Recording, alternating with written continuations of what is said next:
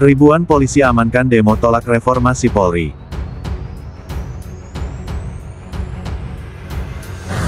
Rekan-rekan media ya, baru saja kami diterima oleh Bapak Presiden. Ya, dalam hal ini kita dari Gerakan Nurani Bangsa ya. Hampir 3 jam dialog yang sangat terbuka, sangat penuh keakraban antara tokoh lintas agama, tokoh bangsa ya, bersama dengan Bapak Presiden. Dan untuk mewakili kita semuanya di sini mungkin Pak Quraisy, Pak Lukman nanti berikan pernyataan, silakan. Ya, terima kasih. Saya kira yang jelas kami mendapat banyak informasi, penjelasan yang sangat memuaskan dari Bapak Presiden. Apa yang kami sampaikan dalam hari-hari yang lalu itu difahami oleh Bapak Presiden dan diterima dengan baik, sehingga dialog kita hari ini, malam ini, sungguh sangat bermanfaat untuk kemajuan bangsa dan negara kita. Itu saya kira yang dapat saya katakan. Tadi juga disampaikan oleh Gerakan Nurani Bangsa perlunya evaluasi dan reformasi kepolisian, yang disambut juga oleh Pak Presiden akan segera membentuk tim atau komisi reformasi kepolisian. Saya kira ini juga atas tuntutan dari masyarakat yang cukup banyak. Terima kasih. Iya, tadi Bapak Presiden juga menyampaikan ini gayung bersambut ya.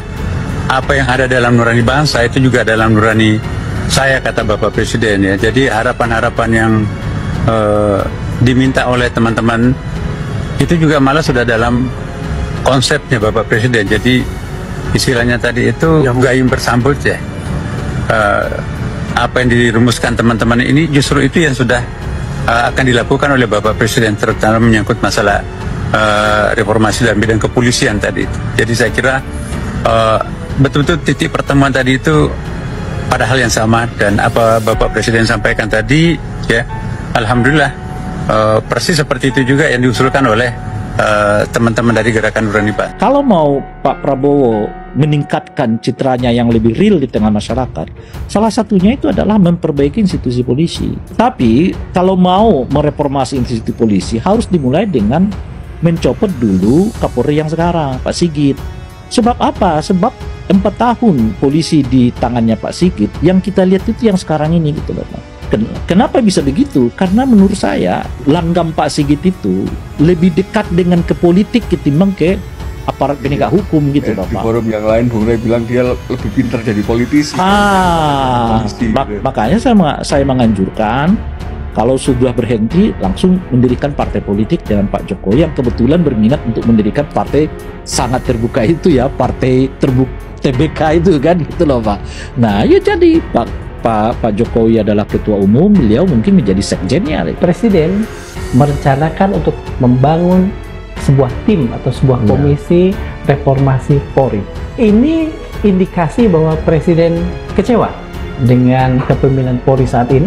Presiden kan nggak bisa mengatakan saya kecewa, ini kan harus bahasa diplomat tinggi atau bahasa politik yang tinggi. Bagaimana respon keluarga polisi mendengar, mencermati istilah ini? All cops are bastard. Selama 1 tahun lebih reformasi 1998 Pak, tidak ada satu peluru pun yang saya izinkan keluar. Padahal perintah Panglima ABRI waktu itu boleh menggunakan senjata api pada saat menangani unjuk rasa mahasiswa. Wiranto waktu itu ya Pak ya? Iya. Saya bilang tidak ada peluru keluar. Saya yang tanggung jawab. Setiap pejabat apapun di Republik ini, terutama di Jakarta nih, ya kan, semua menteri dikawal polisi. Bunyi sirine tiap hari. Tahun 79 itu yang dikawal hanya presiden dan wakil presiden. Polisi punya hak nggak untuk mengatakan tidak ketika misalnya ada menteri yang minta, apalagi pengawalan yang berlebih? Tergantung arahan Kapolri. Independensi Polri ini sepertinya kalau berhadapan dengan Komisi 3 DPR RI ini, ya, itu ada perasaan bukan segan, ada perasaan takut. Takut dipindah, takut diproses dan sebagainya.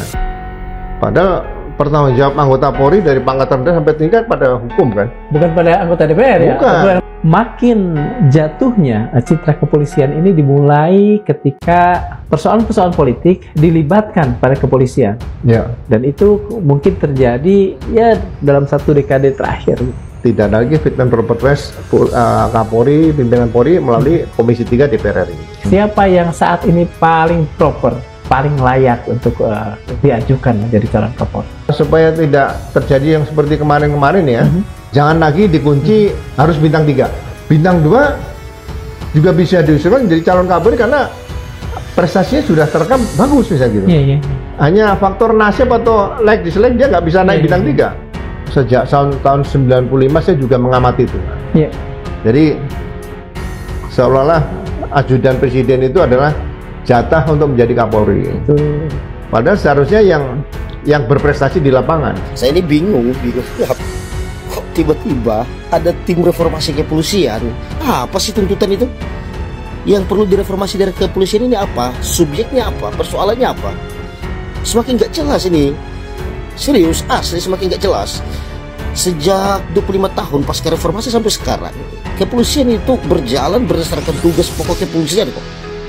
Lah memang sampai sekarang itu kepolisian memelihara keamanan dan ketertiban masyarakat, menegakkan hukum, memberikan perlindungan, pengayom dan pelayanan kepada masyarakat.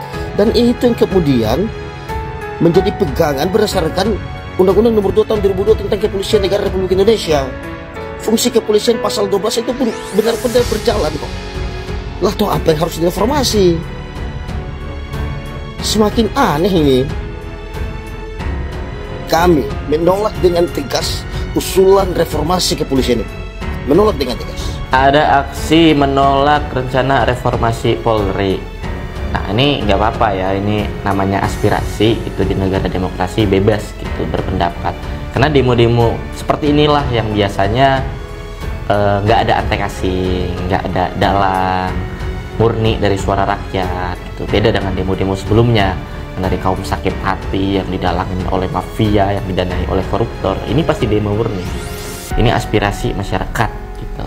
Dan ini kan menolak reformasi Polri karena Polri dinilai selama ini sudah profesional gitu, artinya tidak dibutuhkan lagi perbaikan apapun gitu, bentuk perbaikan apapun. Nah, pertanyaannya ada dua. Yang pertama, kalaupun udah baik ya nggak apa-apa dong, harusnya jadi lebih baik lagi. Yang kedua, kalau memang menolak segala bentuk perbaikan, harusnya kemarin di demo juga tuh perbaikan dalam bentuk kenaikan anggaran Polri. Harusnya bilang kami nggak butuh anggaran lebih, Polri sudah bekerja cukup baik, cukup profesional dengan anggaran sebelumnya. Tolak kenaikan anggaran, harusnya gitu. Kalau memang menolak untuk perbaikan karena Polri sudah baik. Ya, pusing juga ya aku. Jangan-jangan Polri hari ini lebih kuat dari presidennya, bayangkan. Lebih kuat daripada presidennya hari ini. Dia bahkan bisa buat negara dalam negara, itu bahayanya. Udah waktunya hari ini Kapolri itu direvisi semua undang-undangnya. Gak ada pilihan.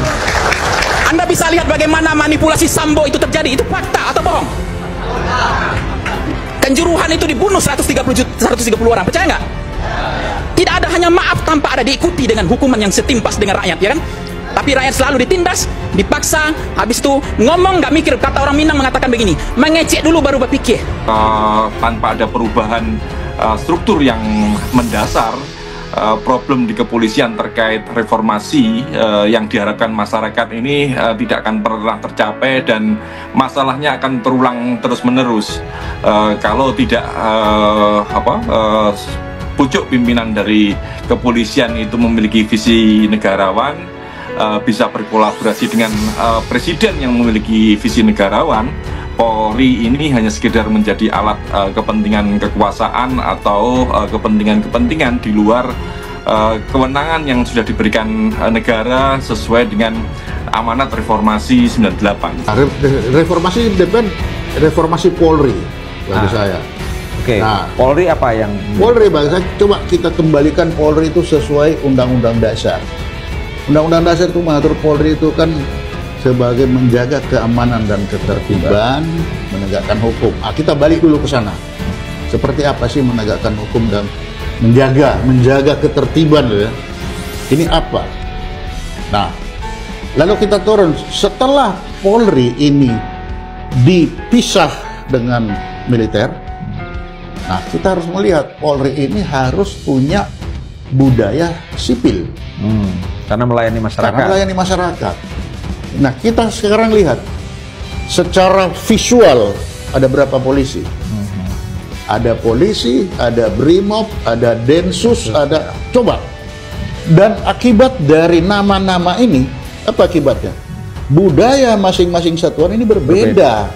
Merubah polisi ini ya supaya bisa jadi bagus ini dibutuhkan seorang sosok ya. Satu, berintegritas tinggi dan masih mendambakan polisi itu baik. Nomor satu itu dulu. Dan yang kedua, yang tahu penyakitnya polisi dan bagaimana cara menyembuhkannya itu. Jadi tahu kelemahan-kelemahan polisi dan bagaimana cara mengatasinya itu harus tahu. Jadi orang yang pengalaman juga mengenai tugas polisi situ gitu. Kalau hanya dilihat orang di luar ya cuma integritas tinggi, tapi dia nggak ngerti pola seluk-beluknya polisi, ya percuma aja nanti reformasinya di mana bagiannya nggak ngerti. Apa yang perlu reformasi Polri? Kita lihat Polri menjaga keamanan dan ketertiban masyarakat. Nah, kalau dipandang Polri hari ini tidak mampu menjaga keamanan ketertiban, nah itu yang harus dikoreksi. Kedua, pelayanan mengayomi, melindungi masyarakat. Kalau Polri tidak bisa melindungi, mengayomi, melayani masyarakat, ini yang perlu dikoreksi, diperbaiki. Yang ketiga adalah penegakan hukum. Kalau Polri belum bisa, misalkan menjawab, menangani, membasmi kejahatan-kejahatan, apakah kejahatan berat atau ringan, ini yang perlu kita reformasi. Bagaimana caranya? Ya, caranya tentu penting adalah bagaimana misalkan kelembagaan Polri itu diperkuat. Kepolisian Daerah Metro Jaya menerjunkan ribuan personel untuk mengamankan unjuk rasa yang berlangsung di depan gedung DPR MPR RI pada hari ini. Demonstrasi tersebut diperkirakan juga akan dihadiri oleh ribuan peserta aksi. Kepala Bidang Hubungan Masyarakat Polda Metro Jaya Brigadir Jenderal Ade Arisyam Indradi menyatakan, aparat pengamanan akan berjaga di sejumlah titik di sekitar lokasi aksi. Total ada 4.562 personel yang disiagakan, ujar Ade dalam keterangan tertulisnya, Senin, tanggal 15 September tahun 2025. Ade mengungkapkan, situasi di sekitar lokasi masih sangat kondusif. Meskipun masa aksi hingga saat ini belum tiba, Ade memastikan bahwa personel kepolisian yang bertugas telah menempati pos penjagaan mereka masing-masing. Menurut Ade, pengamanan agenda demonstrasi hari ini akan dilakukan secara humanis oleh kepolisian. Jangan sampai melukai hati masyarakat, tetapi justru melayani dengan penuh ketulusan, tutur Ade.